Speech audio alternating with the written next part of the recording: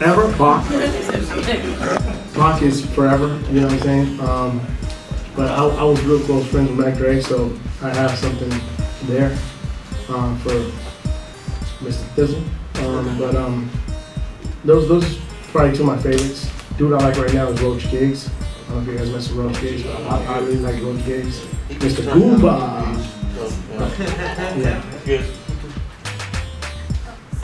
Okay, as far as giving back, and I know that there's like a lot of programs, a lot of things that you do, and I'm pretty sure closer to this time, right, because of Christmas and Thanksgiving, what are some of the things that you have coming up that we can look forward to? Like Right now, we're actually just talking about doing a Halloween masquerade something, so we're not really sure if that's we have enough time, because it's only a month left. I'm definitely going to collaborate with a bowling alley. We're going to do a couple of things for some kids and hopefully do a toy drive at the bowling alley. So I'm working with some folks. We know that's outside of the radio that I'm still doing. If you follow me on Instagram, my Facebook, my Twitter, they're all connected. You'll see some of that stuff that I'm doing. And we're creating a nonprofit, a foundation too. That hopefully I can give away some scholarships if I get the right money put together. So that kind of stuff. And if we wanted to have, for example, like college students that are part of the radio station, get involved with some of the projects you have going on or with the nonprofit, how can we go about that? I'll give you an email. I'll write it on the wall. You guys can hit me.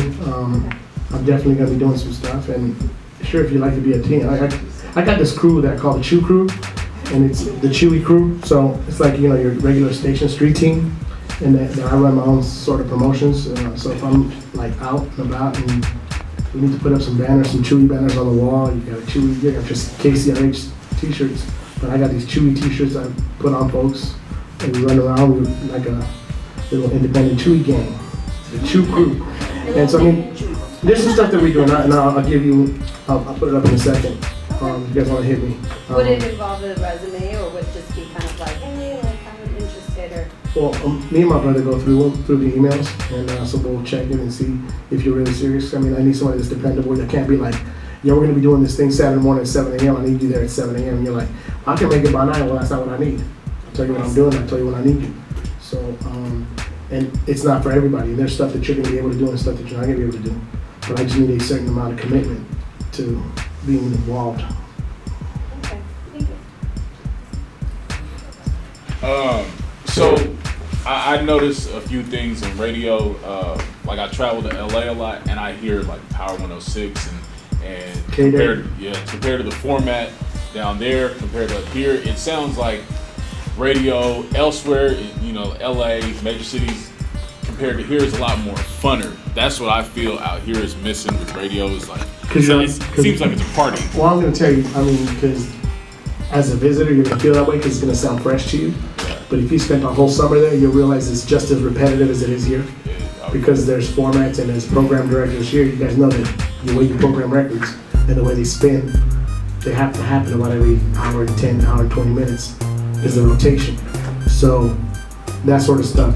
So my question is, what do you feel is missing here in Bay Area radio that maybe you can provide, or that someone should come along and fill that gap and that void?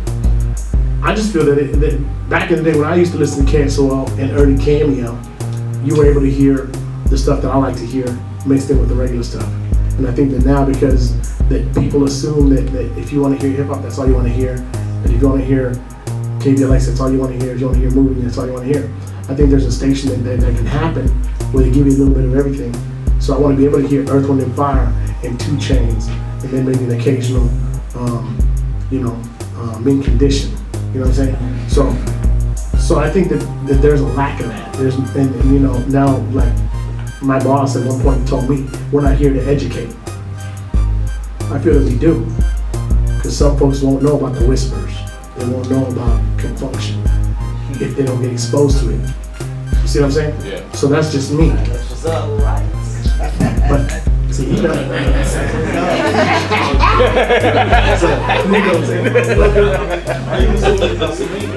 Right, you know what I'm saying? So you would sit through some beady boom boom, you know what I'm saying? I can fall in love. So kind of touching on what you said, like, a lot of the playing channels, they don't really support local artists like they did back in the day, and Rick Chase and stuff like that. I don't think that they don't support local artists. I just think that there aren't any local artists that are really like fire, like there were. At that time, there was the golden age of Bay Area hip hop. You know, it's like that's when the High Road, Sons of Souls of Mischief got signed, E40 got signed, Spice One got signed, Rapping 40, Tony. You know what I'm saying? That was the golden era of our movement. Those guys were hot. Right now, I mean, I can like right now ask you a question right now. Who is hot right now that's just burning up that you wish was on the radio that is not? Who is out there right now? He's on radio. He's on. Right, but you know, there's nobody out there that's got major hits that needs super major attention, and it's like, it's not to really stomp on them, it's just that, you know, it's a different place now. So it's not that you're not supporting, it's just there's nothing to support. What is the advantages and disadvantages of radio from 20 years ago to now, and where do you see radio going in another 20 years? I think, as it pertains to you guys, I think that there isn't a place for you guys to really develop in that sort of way. So you couldn't get a part-time job working on the weekends or working the overnight shift and kind of like create your movement. Where is it going to be? It's hard to say where it's going to go. I mean, right now, I think radio is still fun to listen to. Yeah. And if you know you really want that more direct sort of music, you can go to like the XM and the Sirius and listen to XM 45 or listen to Channel 50 and get your old school groove, or you know, or whatever the case may be. And you got Pandora and other outlets for that sort of stuff. But at the end of the day, terrestrial radio is just that. It's from the Bay. It's here. You're not listening to K-Day or Power 106 out in LA because they're telling you what's happening in your soil. So you definitely want to connect with something that's here.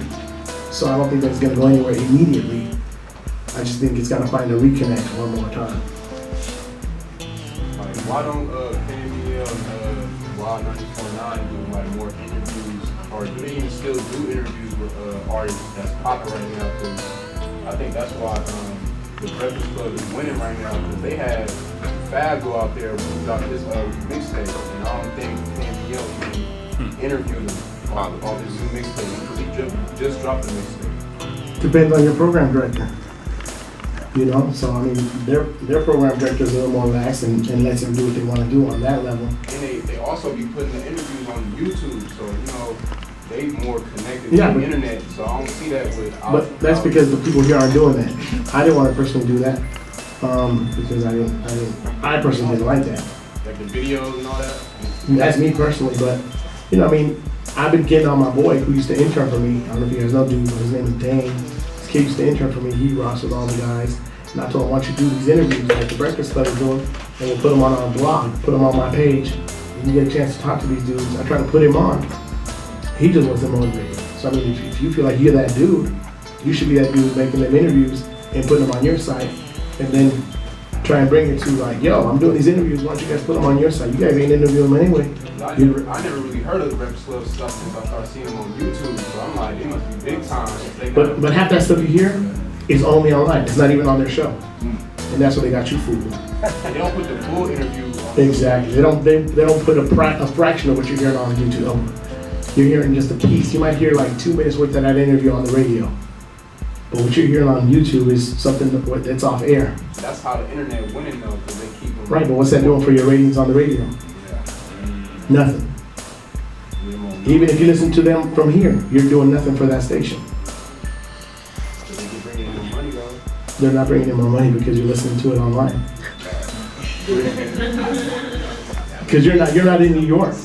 I mean, they're gonna win because they're gonna sell commercials in New York. Ain't no money in iHeartRadio? Yeah, because they're running commercials. There's radio, I mean, just like on YouTube, if you got enough hits, you're gonna get commercial money because they're gonna put these little ads on your channel. That's where the money comes in.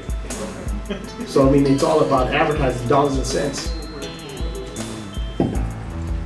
So, I mean, yeah, they're doing something, but I mean, that could be done here. Anybody can do that here. Fab can do that here. He can create a movement. You know, he does his little rap thing that he does every Wednesdays or whatever.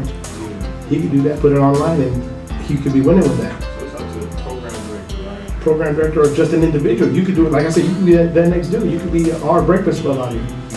You could be that dude. You knock that out, you know what I'm saying? And interview these artists and get them a platform. Because I mean, like a lot of people are talking about there's no platform for these guys. Somebody needs to step up and be that. If that's something that you believe, you should champion that.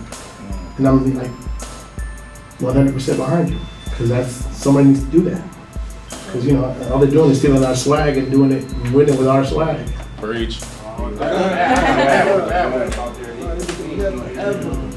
were talking about like heartbreakers like a couple minutes ago. I know, but I'm talking about you like upcoming artists, opportunities like something records to you, so like critique or give feedback on what you think. I would get as much critique as possible, not just from me or just from, you know, Big Vaughn. I mean, because, you know, we're not the end all to say all. You know what I mean? At the end of the day, you want to appeal to masses. And that's why I told you, share your music with some of these folks that you wouldn't expect would like your stuff. Because you're going to turn them on to some stuff you might be doing. Kind of going back to what Anthony was talking about, because we were referring to Mr. Bad. He was actually here 2 weeks ago. And when we do our interviews with the artists, the whole video that you see that we'll put on YouTube is the whole process that we actually have him on air with. But with Mr. Bad, I don't know how much you can actually talk about it, but the fact that he was taking off radio out here and he pretty much killed his buzz. Like, can you say anything about that? How that process went? I heard you got into it with a couple of people. Well, there you go. You know, there you go. You can't shoot where you eat. At the end of the day, I mean, you try to grind, but you're going to talk bad about the dude that's playing you. I don't know what the full story was, but it was between him and Vaughn. Yeah. So, you know, I mean, I didn't mess with Fab. He had a car show. He had a toy drive. I shot him out. Wasn't supposed to, but that's my dude. But, you know, I mean, at the end of the day, the station's gonna ride with one of theirs before they ride with him. So for all those years, just because you had won that confrontation between him and Big Von. Well, I tell you, be careful what you do and who you mess with. Burning bridges. He burned that bridge. Hard to fix that bridge. So you gotta be careful. You know, you can go out there right now and talk bad about me all day long. Next time you try and promote an album, you want to come to me, hey, dude, help me out, I got a mixtape. Really? I was just a sucker 2 weeks ago. Damn. I'm gonna talk to you on my show, miss me. And that's just what happens. You know what I'm saying? And it's like, it's bad, but that's just the way it went down. You know, you can ask Fab his side of the story. He did. And what'd he say? He really didn't go into it. I think he's trying to build a new bridge. The good one, it's doable. It's doable, we see that happen. But you know, by that time, he might be an old dude that ain't spitting like he's spitting now. So he might have missed his boat waiting on that bridge, where he could have mended that situation. You know, like I said, I like that. Me and him still go out and do events together. We hosted together, High Road Day. So, you know, but him and Vaughn, you won't catch him on the same stage. Any more questions? Did I cover enough? Did I take too much time? No, it's Perfect. Exactly. I'm just saying. Exactly. Hold on, let me write this up for you, bro. Picture and that would be paper and food.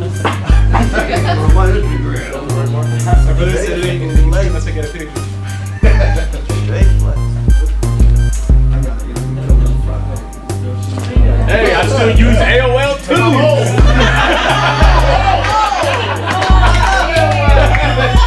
You got mail.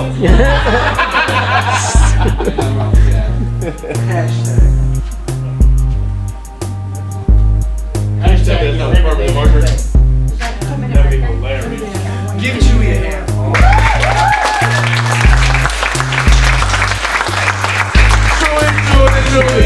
Chewy, chewy, chewy, chewy, go!